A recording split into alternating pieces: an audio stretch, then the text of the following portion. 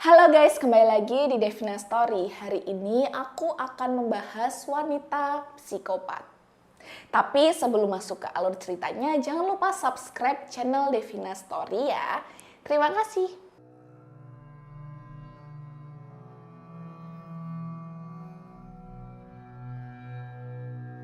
Nancy Hazel atau yang lebih dikenal dengan sebutan Nanny Doss lahir di Blue Mountain, Alabama, Amerika Serikat pada tahun 1905.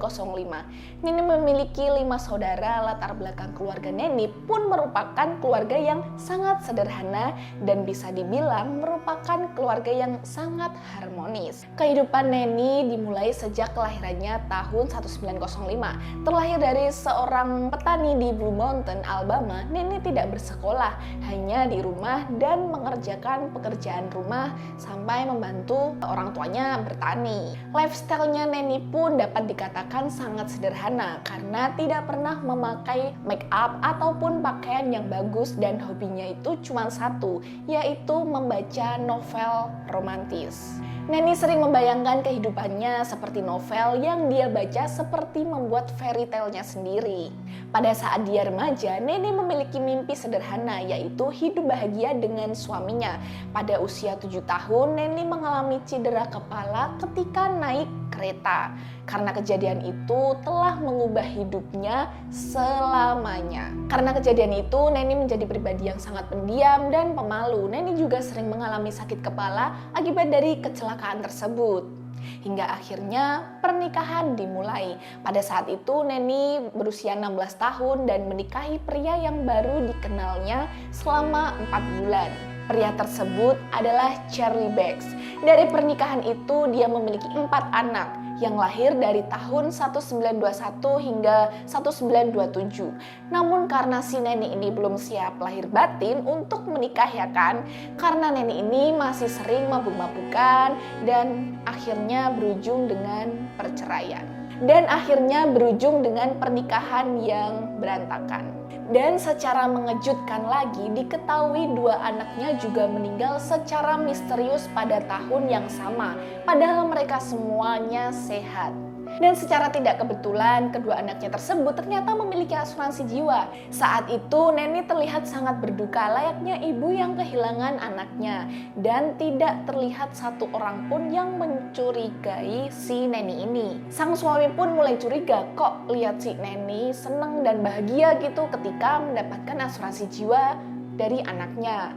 Yang harusnya seorang ibu ketika kehilangan anaknya itu kelihatan bersedih. Namun Nanny ini beda, Nanny itu tampak biasa aja. Pasangan ini akhirnya memutuskan berpisah pada tahun 1928. Charlie Beggs membawa putri sulungnya yang bernama Melvina, sedangkan si Nanny membawa bayinya yang baru saja lahir bernama Florin. Hanya setahun setelah perceraiannya, Nanny menikah lagi dengan seorang pria pecandu alkohol yang kejam bernama Frank Helsen. Keduanya bertemu secara tidak sengaja lewat koran jodoh. Si Frank ini bukan merupakan laki-laki baik karena pecandu alkohol, banyak hutang, sering keluar masuk penjara, dan sering memukuli si Nanny. Walaupun suaminya seperti itu, namun pernikahan yang kedua ini termasuk pernikahan yang paling awet dan bertahan selama 16 tahun. Anak Nanny yang bernama Melvina sudah tumbuh dewasa dan akhirnya menikah dan memiliki anak laki-laki bernama Robert. Selang 2 tahun, Melvina melahirkan lagi seorang putri dan kelahiran cucunya pun dibantu oleh Nanny. Nanny pun menggendong cucunya tersebut dan ternyata si Nanny itu memegang sebuah tusukan kayak paku panjang gitu dan ditusukkan ke kepala si bayi Melvina. Melvina pun antara setengah sadar dan masih dalam pengaruh obat dan habis kelelahan, habis melahirkan ya kan.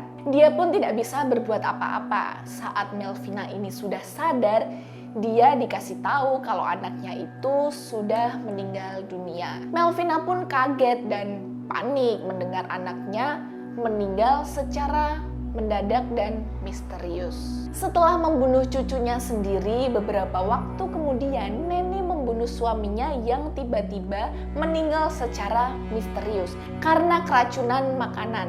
Nanny membunuh suaminya lantaran ia tidak sanggup hidup sama suaminya. Orang-orang mengira dia meninggal karena keracunan makanan. Sementara itu, tujuan Neni meracuni suaminya hanya untuk mendapatkan uang asuransi jiwa dari kematian si Frank, yang pastinya banyak banget. Nah, uangnya itu dipakai buat membeli tanah, dan tak lama kemudian si Neni menikah lagi dengan motif yang sama melalui biro jodoh yang ada di koran. Ia mendapatkan pasangan hanya dalam waktu 1 minggu. Wow, cepat sekali. Dan menikah dengan seorang bernama Early Lenny. Pernikahan mereka pun hanya berjalan sebentar dan lagi-lagi suaminya meninggal dalam keadaan keracunan makanan. Nah, dokter mengira suaminya Neni itu kena serangan jantung akibat banyak mengkonsumsi alkohol. Lagi-lagi, Neni mendapatkan asuransi dari kematian sang suami yang sangat besar. Tak hanya itu saja, Neni juga menginginkan rumah dari sang suami. Namun ternyata rumahnya sudah diwariskan untuk adiknya. Nah, tahu nggak guys, si Neni akhirnya membakar rumah tersebut. Walaupun rumahnya diwariskan ke adiknya, namun asuransi rumah tersebut atas nama Neni.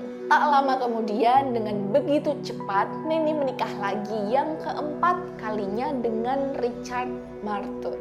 Karena terlalu sibuk mengurusi ibunya, Neni jarang memperhatikan suaminya si Richard. Dan beberapa waktu kemudian, saudara Neni juga meninggal usai melakukan kontak misterius dengan si Neni. Dan ibunya juga ikut meninggal setelah beberapa lama dirawat oleh Neni. Setelah itu dia baru memperhatikan suaminya si Richard.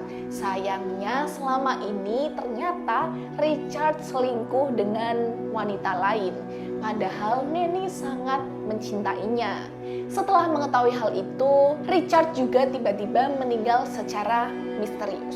Dan lagi-lagi, Neni menemukan suami yang kelima bernama Samuel Doss. Berbeda dengan suami sebelumnya, sifat Samuel ini memiliki kepribadian yang baik, rajin ke gereja, dan tidak pernah main wanita. Karena obsesinya terhadap novel dan televisi, ia merasa suaminya itu terlalu baik dan tidak menantang kali ya bagi si Neni.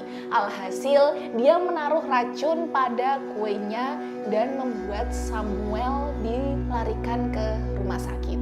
Dari situlah kejahatannya mulai terbongkar. Suaminya dirawat oleh dokter selama sebulan. Dokter menemukan sejumlah besar arsenik di dalam tubuh Samuel dan memperingatkan polisi. Akhirnya Neni ditangkap pada tahun 1954. Dari penangkapan itu, Neni mengaku telah membunuh 4 dari 5 mantan suaminya. Setelah polisi menggali kuburan korban, ditemukan sejumlah besar racun tikus dalam tubuh mereka.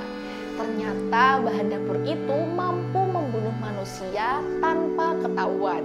Secara keseluruhan, pihak berwenang mencurigai dia telah membunuh sebanyak 12 orang dan kebanyakan mereka memiliki hubungan darah dengan si Neni. Sementara itu, jurnalis memberinya nama panggilan, namanya adalah Ginny Gurney. Karena setiap kali dia menceritakan kisah bagaimana dia membunuh suaminya yang sudah meninggal, dia selalu tertawa.